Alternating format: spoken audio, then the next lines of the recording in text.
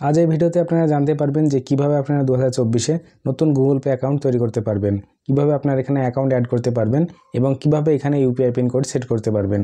যদি আপনি প্রথমবার গুগল পেতে অ্যাকাউন্ট বানাতে চান তাহলে ভিডিওটি ভালোভাবে শুরু থেকে শেষ পর্যন্ত অবশ্যই দেখবেন, কারণ আগের থেকে গুগল পেতে অনেক বেশি পরিবর্তন হয়েছে। তো যেটা নতুন এবং লেটেস্ট প্রসেস সেটি আমি আপনাদেরকে দেখাবো। তো চলুন বেশি দেরি না করে আজকের ভিডিও স্টার্ট করি।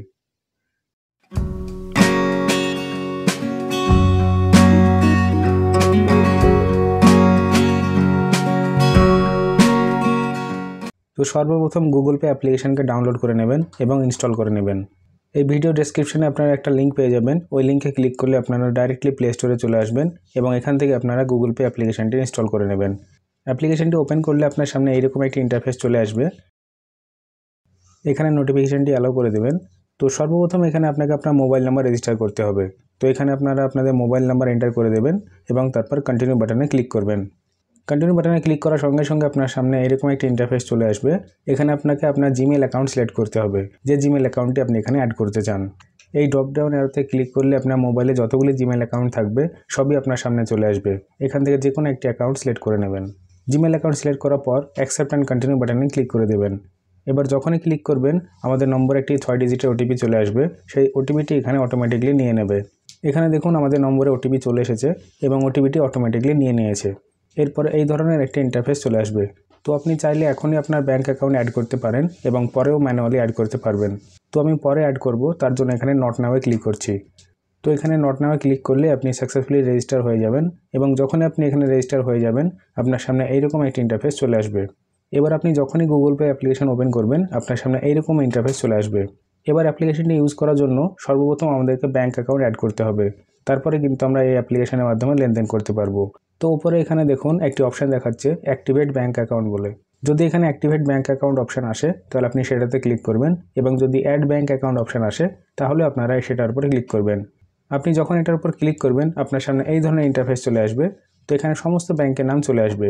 এখন আপনাকে দেখতে হবে যে আপনার ব্যাঙ্ক অ্যাকাউন্ট কোন ব্যাংকে রয়েছে। আপনার ব্যাঙ্ক অ্যাকাউন্ট যে ব্যাংকে থাকবে আপনি যে ব্যাঙ্ক অ্যাকাউন্ট এখানে অ্যাড করতে চাইবেন সেই ব্যাংকটিকে এখান থেকে সিলেক্ট করে নেবেন।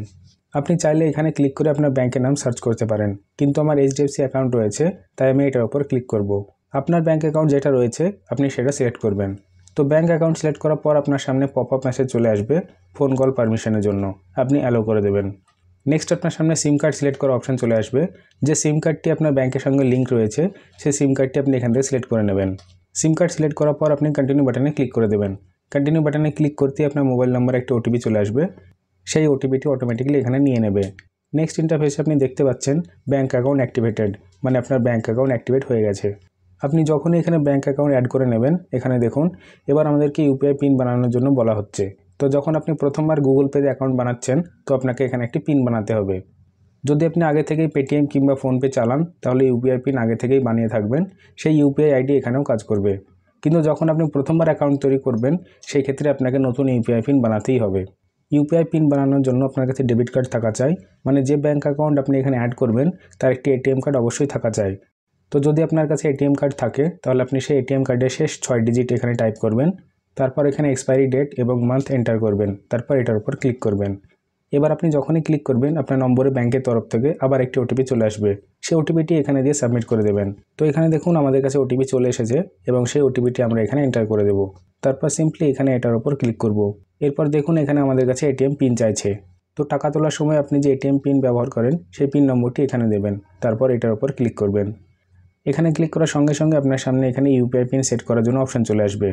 তো যদি এখানে 4 ডিজিটের আসে তাহলে আপনি 4 ডিজিটের পিন বানাবেন এবং যদি 6 ডিজিটে আসে তাহলে আপনি 6 ডিজিটের পিন বানাবেন।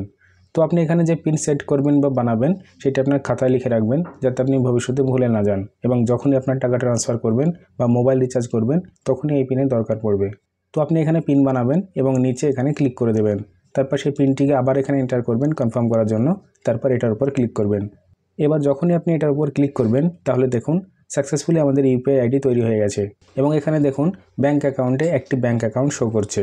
তো আপনার কাছে যদি একটার বেশি ব্যাঙ্ক অ্যাকাউন্ট থাকে তাহলে আপনি সেগুলোও এখানে অ্যাড করতে পারবেন এবং ব্যবহার করতে পারবেন। ব্যাঙ্ক অ্যাকাউন্ট অ্যাড করার জন্য এই অ্যারোতে ক্লিক করবেন। তো যদি আপনার কাছে 2টো ব্যাঙ্ক অ্যাকাউন্ট থাকে, 3টি ব্যাঙ্ক অ্যাকাউন্ট থাকে বা 4টি ব্যাঙ্ক অ্যাকাউন্ট থাকে, আপনি সমস্ত ব্যাঙ্কগুলিকে এখানে অ্যাড করতে পারবেন এবং এখানে ব্যবহার করতে পারবেন। আপনি একবার ইউপিআই আইডি তৈরি করলে আপনাকে দ্বিতীয়বার আর ইউপিআই আইডি তৈরি করতে হবে না, কেননা এই ইউপিআই আইডি আপনি সমস্ত জায়গায় ব্যবহার করতে পারবেন। এরপর এখান থেকে ব্যাক আসবো। তো এবার আপনার ব্যাঙ্ক অ্যাকাউন্ট অ্যাড হয়ে গেছে, ইউপিআই আইডিও তৈরি হয়ে গেছে। তো আপনি এবার চাইলে কাউকে টাকা পাঠাতে পারেন কিংবা টাকা রিসিভও করতে পারেন। এখন টাকা পাঠানোর জন্য এই ধরনের অপশানগুলি আপনার সামনে চলে আসবে। সর্বপ্রথম যে অপশানটা আপনারা দেখতে পাচ্ছেন কিউআর কোডের, কখনো যদি বাজারে বা মার্কেটে যান তাহলে আপনি দেখতে পাবেন ওখানে কিউআর কোড লাগানো রয়েছে। সেই কিউআর কোডটি স্ক্যান করে আপনি সেখানে পেমেন্ট করতে পারেন। যখন আপনি কিউআর কোডটি স্ক্যান করবেন, স্ক্যান করার পর আপনার কাছে অ্যামাউন্ট চাইবে যে কত টাকা আপনি পেমেন্ট করতে চান। আপনি সেই অ্যামাউন্টটি এন্টার করবেন এবং এন্টার করার পর নেক্সট করবেন। তাহলে আপনার কাছে ইউপিআই পিন চাইবে।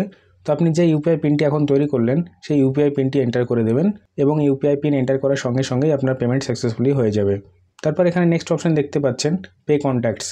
তো এখানে ক্লিক করলে আপনার ফোনে যতগুলি কন্ট্যাক্ট রয়েছে যদি তারা গুগল পে ইউজ করে তাহলে আপনি তাদেরকে টাকা পয়সা পাঠাতে পারবেন বা পেমেন্ট করতে পারবেন। তারপর নেক্সট অপশান দেখুন পে ফোন নাম্বার।